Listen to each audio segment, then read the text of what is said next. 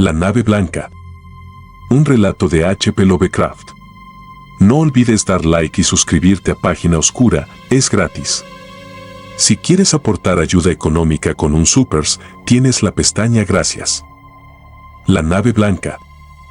Soy Basil Lawton, guardián del faro de Punta Norte, que mi padre y mi abuelo cuidaron antes que yo. Lejos de la costa, la torre gris del faro se alza sobre rocas hundidas y cubiertas de limo que emergen al bajar la marea y se vuelven invisibles cuando sube.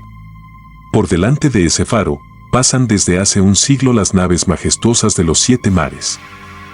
En los tiempos de mi abuelo eran muchas, en los de mi padre, no tantas, hoy, son tan pocas que a veces me siento extrañamente solo, como si fuese el último hombre de nuestro planeta.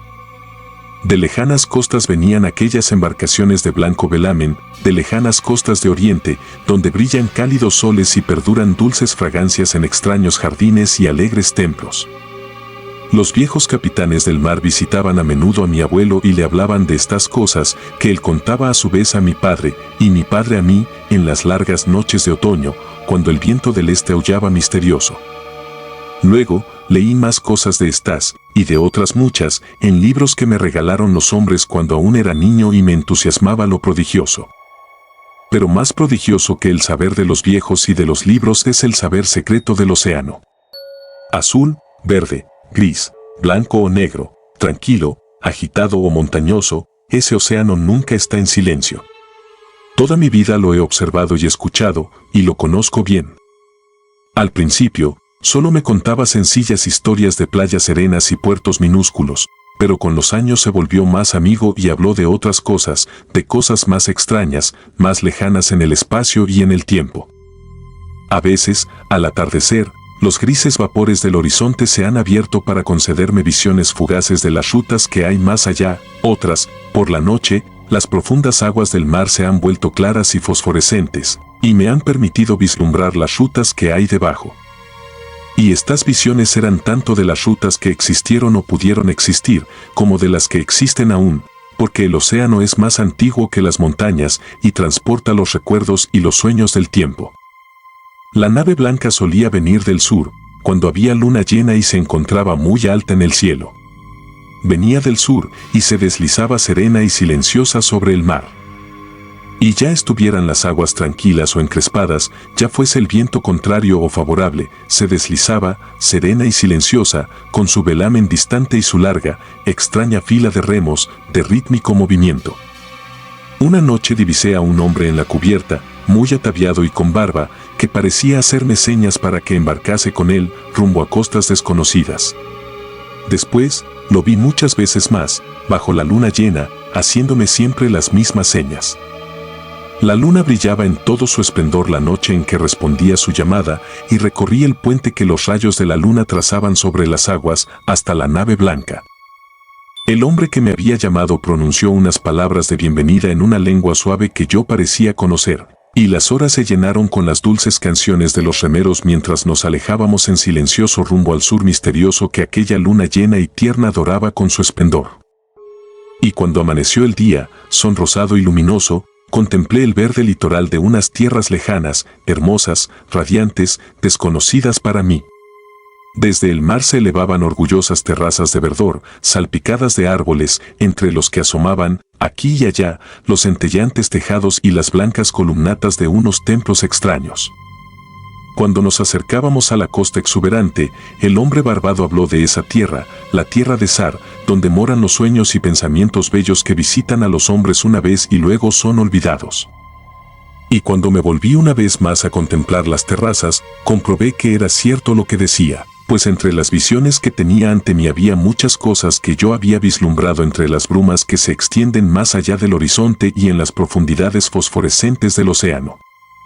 Había también formas y fantasías más espléndidas que ninguna de cuantas yo había conocido, visiones de jóvenes poetas que murieron en la indigencia, antes de que el mundo supiese lo que ellos habían visto y soñado.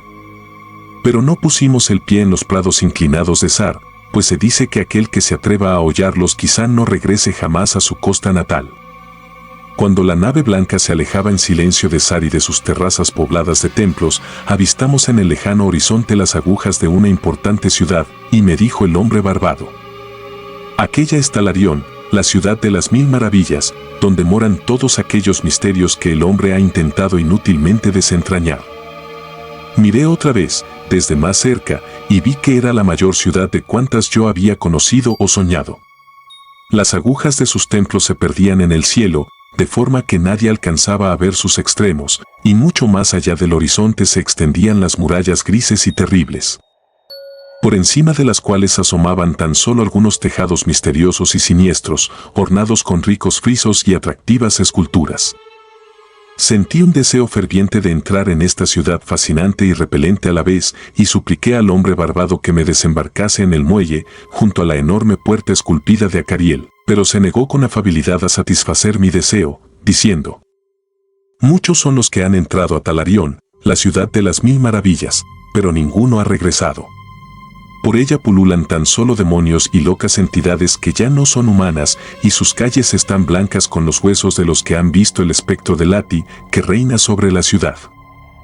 Así, la nave blanca reemprendió su viaje, dejando atrás las murallas de Talarión, y durante muchos días siguió a un pájaro que volaba hacia el sur, cuyo brillante plumaje rivalizaba con el cielo del que había surgido. Después llegamos a una costa plácida y riente, donde abundaban las flores de todos los matices y en la que, hasta donde alcanzaba la vista, encantadoras arboledas y radiantes cenadores se caldeaban bajo un sol meridional. De unos emparrados que no llegábamos a ver brotaban canciones y fragmentos de lírica armonía salpicados de risas ligeras, tan deliciosas que exhorté a los remeros a que se esforzasen aún más, en mis ansias por llegar a aquel lugar. El hombre barbado no dijo nada, pero me miró largamente mientras nos acercábamos a la orilla bordeada de lirios. De repente, sopló un viento por encima de los prados floridos y los bosques frondosos y trajo una fragancia que me hizo temblar. Pero aumentó el viento y la atmósfera se llenó de hedor a muerte, a corrupción, a ciudades asoladas por la peste y a cementerios exhumados. Y mientras nos alejábamos desesperadamente de aquella costa maldita, el hombre barbado habló al fin y dijo: «Ese es Ura, el país de los placeres inalcanzados». Así, una vez más, la nave blanca siguió al pájaro del cielo por mares venturosos y cálidos, impelida por brisas fragantes y acariciadoras. Navegamos día tras día y noche tras noche, y cuando surgió la luna llena, dulce como aquella noche lejana en que abandonamos mi tierra natal, escuchamos las suaves canciones de los remeros. Y al fin anclamos, a la luz de la luna, en el puerto de Zona NYL, que está protegido por los promontorios gemelos de cristal que emergen del mar y se unen formando un arco esplendoroso.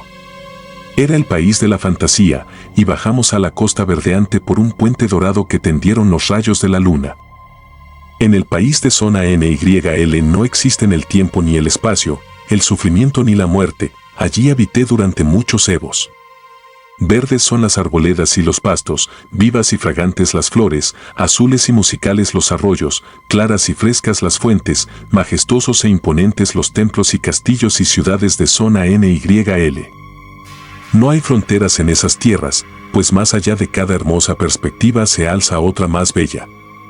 Por los campos, por las espléndidas ciudades, andan las gentes felices y a su antojo, todas ellas dotadas de una gracia sin merma y de una dicha inmaculada. Durante los evos en que habité en esa tierra, vagué feliz por jardines donde asoman singulares pagodas entre gratos macizos de arbustos y donde los blancos paseos están bordeados de flores delicadas. Subí a lo alto de onduladas colinas, desde cuyas cimas pude admirar encantadores y bellos panoramas, con pueblos apiñados y cobijados en el regazo de valles verdeantes y ciudades de doradas y gigantescas cúpulas brillando en el horizonte infinitamente lejano. Y bajo la luz de la luna contemplé el mar centelleante, los promontorios de cristal y el puerto apacible en el que permanecía anclada la nave blanca. Una noche del memorable año de Tarp, vi recortada contra la luna llena la silueta del pájaro celestial que me llamaba y sentí las primeras agitaciones de inquietud. Entonces hablé con el hombre barbado y le hablé de mis nuevas ansias de partir hacia la remota Caturia, que no ha visto hombre alguno, aunque todos la creen más allá de las columnas basálticas de Occidente. Es el país de la esperanza, en ella resplandecen las ideas perfectas de cuanto conocemos, al menos así lo pregonan los hombres. Pero el hombre barbado me dijo: «Cuídate de esos mares peligrosos, donde los hombres dicen que se encuentra Caturia. En zona NYL no existe el dolor ni la muerte, pero ¿quién sabe qué hay más allá de las columnas basálticas de Occidente?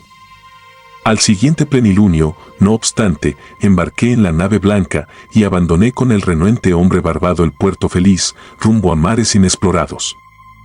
Y el pájaro celestial nos precedió con su vuelo y nos llevó hacia las columnas basálticas de Occidente, pero esta vez los remeros no cantaron dulces canciones bajo la luna llena. En mi imaginación, me representaba a menudo el desconocido país de Caturia con espléndidas florestas y palacios, y me preguntaba qué nuevas delicias me aguardarían. Caturia, me decía, es la morada de los dioses y el país de innumerables ciudades de oro. Sus bosques son de aloe y de sándalo, igual que los de Camorín, y entre sus árboles trinan alegres y entonan sus cantos amables los pájaros. En las verdes y floridas montañas de Caturia se elevan templos de mármol rosa, ricos en bellezas pintadas y esculpidas, con frescas fuentes argentinas en sus patios, donde gorgotean con música encantadora las fragantes aguas del río Narg, nacido en una gruta. Las ciudades de Caturia tienen un cerco de murallas doradas, y sus pavimentos son de oro también. En los jardines de estas ciudades hay extrañas orquídeas y lagos perfumados cuyos lechos son de coral y de ámbar. Por la noche, las calles y los jardines se iluminan con alegres linternas, confeccionadas con las conchas tricolores de las tortugas, y resuenan las suaves notas del cantor y el tañedor del laúd. Y las casas de las ciudades de Caturia son todas palacios, construidos junto a un fragante canal que lleva las aguas del sagrado Narg.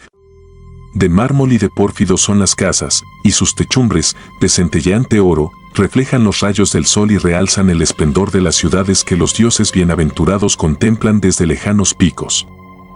Lo más maravilloso es el palacio del gran monarca Dorieb, de quien dicen algunos que es un semidios y otros que es un dios. Alto es el palacio de Dorieb, y muchas son las torres de mármol que se alzan sobre las murallas. En sus grandes salones se reúnen multitudes, y es aquí donde cuelgan trofeos de todas las épocas. Su techumbre es de oro puro, y está sostenida por altos pilares de rubí y de azur donde hay esculpidas tales figuras de dioses y de héroes, que aquel que las mira a esas alturas cree estar contemplando el Olimpo viviente. Y el suelo del palacio es de cristal, y bajo él manan, ingeniosamente iluminadas, las aguas del Narg, alegres y con peces de vivos colores desconocidos más allá de los confines de la encantadora Caturia. Así hablaba conmigo mismo de Caturia, pero el hombre barbado me aconsejaba siempre que regresara a las costas bienaventuradas de zona NYL, pues zona NYL es conocida de los hombres, mientras que en Caturia jamás ha entrado nadie. Y cuando hizo 31 días que seguíamos al pájaro, avistamos las columnas basálticas de Occidente. Una niebla las envolvía, de forma que nadie podía escrutar más allá, ni ver sus cumbres, por lo cual dicen algunos que llegan a los cielos. Y el hombre barbado me suplicó nuevamente que volviese, aunque no lo escuché, porque, procedentes de las brumas más allá de las columnas de basalto, me pareció oír notas de cantones y tañedores de laúd, más dulces que las más dulces canciones de zona NYL, y que cantaban mis propias alabanzas. Las alabanzas de aquel que venía de la luna llena y moraba en el país de la ilusión. Y la nave blanca siguió navegando hacia aquellos sones melodiosos, y se adentró en la bruma que reinaba entre las columnas basálticas de Occidente. Y cuando cesó la música y levantó la niebla, no vimos la tierra de Caturia, sino un mar impetuoso, en medio del cual nuestra impotente embarcación se dirigía hacia alguna meta desconocida. Poco después nos llegó el tronar lejano de alguna cascada, y ante nuestros ojos apareció, en el horizonte, la titánica espuma de una catarata monstruosa, en la que los océanos del mundo se precipitaban hacia un abismo de nihilidad. Entonces, el hombre barbado me dijo con lágrimas en las mejillas: hemos despreciado el hermoso país de zona NYL, que jamás volveremos a contemplar. Los dioses son más grandes que los hombres, y han vencido. Yo cerré los ojos ante la caída inminente, y dejé de ver al pájaro celestial que agitaba con burla sus alas azules sobrevolando el borde del torrente. El choque nos precipitó en la negrura, y oí gritos de hombres y de seres que no eran hombres. Se levantaron los vientos impetuosos del este, y el frío me traspasó, agachado sobre la losa húmeda que se había alzado bajo mis pies. Luego oí otro estallido, abrí los ojos y vi que estaba en la plataforma de la torre del faro, de donde había partido hacía tantos evos. Abajo, en la oscuridad, se distinguía la silueta borrosa y enorme de una nave destrozándose contra las rocas crueles, y al asomarme a la negrura descubrí que el faro se había apagado por primera vez desde que mi abuelo asumiera su cuidado. Y cuando entré en la torre, en la última guardia de la noche, vi en la pared un calendario, aún estaba tal como yo lo había dejado, en el momento de partir. Por la mañana, bajé de la torre y busqué los restos del naufragio entre las rocas, pero solo encontré un extraño pájaro muerto, cuyo plumaje era azul como el cielo, y un mástil destrozado, más blanco que el penacho de las olas y la nieve de los montes. Después, el mar no ha vuelto a contarme sus secretos, y aunque la luna ha iluminado los cielos muchas veces desde entonces con todo su esplendor, la nave blanca del sur no ha vuelto jamás.